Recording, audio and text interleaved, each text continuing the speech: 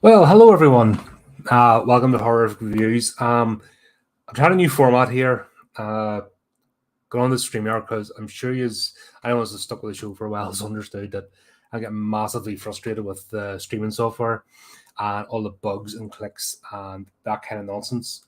So, new format. Um, as always, there's going to be a few things to sort out, but hopefully, we get a decent stream. It's not going to cut and chop about. And I think, if I'm right, this is going on multiple platforms. If not, sorry, but it's pointing. So at the moment, going on YouTube, Facebook, and Twitter. So we'll see where we'll go from there. Hopefully, forward, we can start getting more live streams out and making it, because I tell you what, it's not making the content, it's going through all this guff with technology, just massively frustrating. But that's not why you're here. You're not here to listen to me moan and gripe about social media and stuff. We're here to talk about a movie. So I thought I'd start trying to catch up with Shutter, because I've got the platform, but due to one thing and another, I haven't had a chance to watch as movies as I'd like. And because of the way our segments work, it's not always easy to catch up, with the releases, because we don't get it for the end of the month, then we'll miss it. And this is kind of the way to sort of talk about various things. So anyway, The Sadness, if you're not familiar with, it's on Shutter. It was released, I think, late last year. It's quite a... No, I think it only came on the Shutter this year. It hasn't been around that long, if that makes sense, so still relevant. Anyway, it's Taiwanese horror, which I'm not familiar with. I made a British mistake. I think it was Korean, because South Korean movies are just taking over at the moment, and most of them are fantastic. Especially horror stuff. It's kind of classed as a body horror. It's under the zombie genre. I'm starting to think now that the zombie genre there should be a new section called the infected. So basically, anything dealing with viruses and infecting the living should come under that kind of infected genre, and zombies should remain with raising the dead. I think it's the two have got conflated now, and I don't think it does the genre any good, because when most of us, especially old school types, think of zombies, we think of slow, shambling, raised from the dead, almost a supernatural aspect to it, where the kind of virus type thing. So obviously, George Romero, the father of genre, even going back further, if you've seen this, we talked about White Zombie, like one of the first, very, very first zombie movies ever. Correct me if I'm wrong. And then we got from probably 28 Days Later. This was the whole idea. And the Resident Evil franchise, obviously. This is where we got this kind of virus affecting the living and taking over. And you got a new animal, so to speak, which is all cool. We're all for change and we're all for different genres. But I think the two need to be separated now. I think the class is the infected type. So essentially, what we got, set in modern day Taiwan. The officials have declared an emergency over the Alvin virus, which was conflate with modern day, if you like. But essentially, it's a version of the flu. It's been taken over. But what this does instead, and this is where this movie's actually really clever, and I was having a look there, there's a load of Taiwanese horror movies, so I might check a few more out.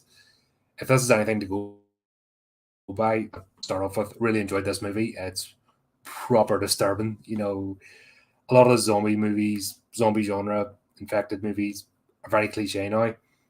This does a bit of a twist, because rather than the infected becoming like mindless drones that only hunt for victims, basically not them, like any disease looking for healthy bodies, and it's only missions to infect. What this actually does, hyper extends the aggression and sexual centers of the nervous center in the brain, and basically people go mental. Beautifully, really, really well done. So what you've got there then are people who are compass mentis as such. They're not mindless drones. They're thinking about their actions. They're being sneaky. They're using weapons. So you can't just close the door and then not figure out how to open it. They're still a thinking human being, but what they've done is they've become really super aggressive, and it's not just because we see as played out the movie. It's not just violence and eating; it's actually sex as well. So all sorts of gnarly stuff going on. It's like proper whoa. Like if it happened to society, you're kind of screwed. And that's kind of the horror with this. It's not just by people biting others and all. It transmits to the air, so people just get randomly infected. So you could be in a group of people thinking you're safe, all of a sudden somebody turns, and then that's it. All hell breaks loose. So we start off. Jim and Kat start off as a couple, ordinary young 20s, professional. Jim's a bit of a in her head. He works in movies and studios and that, so he's kind of one of these. Doesn't have a steady income. When he gets a gig, it's worth a lot of money. When he doesn't, then he's then broke. That kind of flip flopping. She's a more stable one, has the respect, goes about her life, but obviously the two of them work together. They complement each other, so it's not about the relationship. What happens is basically she goes off to work. He drops her off at the station. She's heading into like, what is it? Is it Seoul? Or is that Korea? What's the capital of Taiwan? Anybody? I should have looked that up beforehand. My geography's terrible. But yeah, essentially she's heading off into work in the city centre, and then that's where it just goes mad. You just get people starting to eat someone else, and then this guy she sits beside, he decides all of a sudden to tell her that he's seen her in a train like for months every day she traveled to work. She thought he'd tell her today that she's really beautiful, and it's kind of like whoa. It's like proper being forward and stuff. But it's obviously it's a virus because he's one of the first to get infected, and that's where it changes, because instead of it just being and getting away, this guy pursues her. So this guy fixates on her. The virus affects him, so it doesn't change his personality. It just hyper accentuates what's already there. So his lust for her just goes into overdrive, and you've got a zombie essentially thinking, feeling, and got a target, and that's who he wants. Yeah, there's a bit of random violence along the way, so be it, but that was it.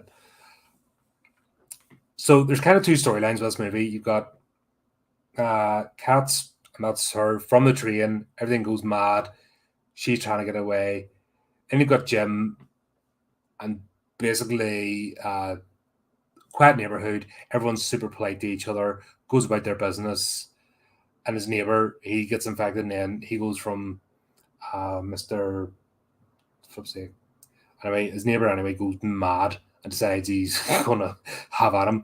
And this is the bit where he comes at him with shears and cuts the fingers off, and the guy's wanting to do it. He's wanting to kill him, and I think that's what makes this movie different from like your standard zombie / infected type. These guys are reveling in what they do. What else? I don't want to give spoilers. Watch this movie. Really go and check it out. It's worth it. Essentially what happens is Kat tries to get a safe space, goes to the hospital. She gets in contact with Jim. Jim basically goes to try and get her. And then it shows kind of their both adventures on the way. Kat has, like I said, this lunatic, this gnarly old man chasing her because he wants her.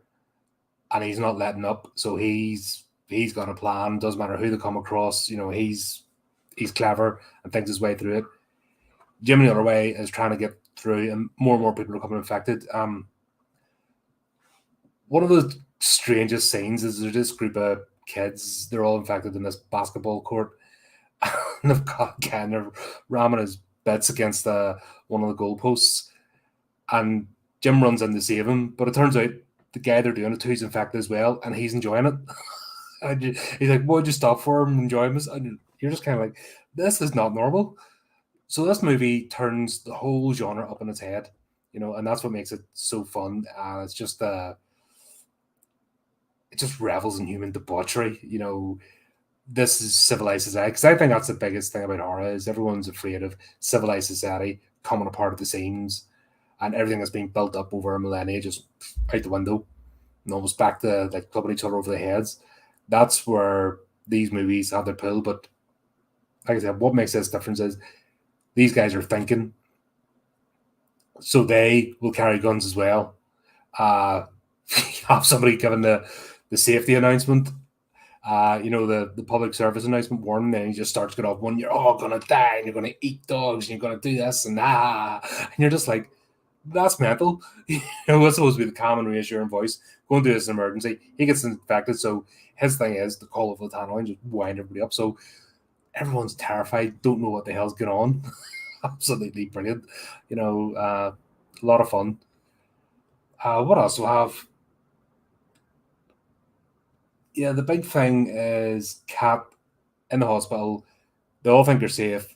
Then they break through the door because they use weapons, they use tools, get in. The businessman still pursues her right up to the end. But her bit in this is she comes across a scientist who essentially was testing the virus embedded in this hospital. So there's a bit of a hint that it might have been deliberately released. We don't know. Flippy gets her to like handcuff herself to a shower, strip off, charge her in chemicals, and then he decides to infect her just for the fun of it. Oh, you might be immune because you're not falling apart yet. Yoink. And he's doing this while seeing. God, there's some gnarly scenes in this. Honestly, they're like a zombie orgy takes place. And it's just like, ugh. And a baby and a flipper, still alive but infected on a bed. And you're just like, bloody hell. Like, this film does not mess about. Really doesn't. The effects are done quite well. This could have bordered on the ludicrous with the effects and stuff, but they're done quite well. One or two bits are like that, but they use practical effects with this. Because I don't know about you, I hate digital blood. I think it's the worst thing ever. So they've got the guts and the gore, and they've got all sorts of slime and stuff, and it really works well. And it keeps it fast paced enough that you're not bored. And by taking the two perspectives from the two characters, because you've got Jim trying to get to her, and he's got his own problems trying to get through the city, and he jumps on a scooter and trying to get through, but nothing makes a difference. He's having his own battle. She's coming across this. She's still got this businessman flipping chasing her, and then she's getting experimented on herself, like just randomly. All in all, flip, like I said, it's just a brutal movie. It doesn't end. It's almost like a Greek tragedy as well, the way it ends. It doesn't come to a happy ending, so to speak. This film is not messing about, and that's another good thing about it. It's not afraid to manage your expectations as such. Subvert them, and you're not getting this little survivor camp like every other zombie movie ever. You're not getting that. This is just total chaos, and the way it manages chaos, because like I said, it manages to stay away from the absurdity, but keep that whole frantic, oh dear, everything's gone wrong, we're in a bad place here, how do we fix it? That's done fantastically. Apart from that, I don't think there's really much else to say. I don't know much about the director. What was the name again? Rob Jabbaz. No, this is his debut, so this is his first movie. So he's Canadian, but he went to Taiwan, worked with it's 100% Taiwanese cast. If this is the start of his career, bring it on. The only danger I'm worried about is if he tries to outdo himself every time, he might lose himself. So if he grounds himself, doesn't just do zombies / infected, maybe looks at other genres. If he stays on horror, branch himself out a bit. I think this guy is one to watch. And that is pretty much it. Pretty short review. Don't want to labor the point, but it's not an overly complicated plot. It's a survivor movie.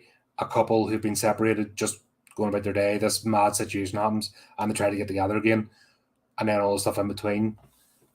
Definitely check it out, and yeah, it's worth getting Shudder for it. Shudder's really stepped up my mark lately. That's why I want to do more of these reviews, because I want to get back on. There's tons of stuff on there now. Last year when we first started, or 2 years ago, God, yeah, we're in our third year. 2 years ago when we started this channel, Shutter was horrendous, and I know stuff was going on in the world, but there really wasn't that much, and their sort of original stuff wasn't that good. But we got through it. Now we're getting like tons of content, and it's really fun. So there you go. That's my review. Short, sweet, and simple. And all I can say is, please check it out. Go to do these as often as possible. Just pop them up here and there. This Sunday we've got Horrific Talkspot. We're talking about Poltergeist. So you want to join Cameron and I for that. And until next time, keep it creepy, keep it horrific.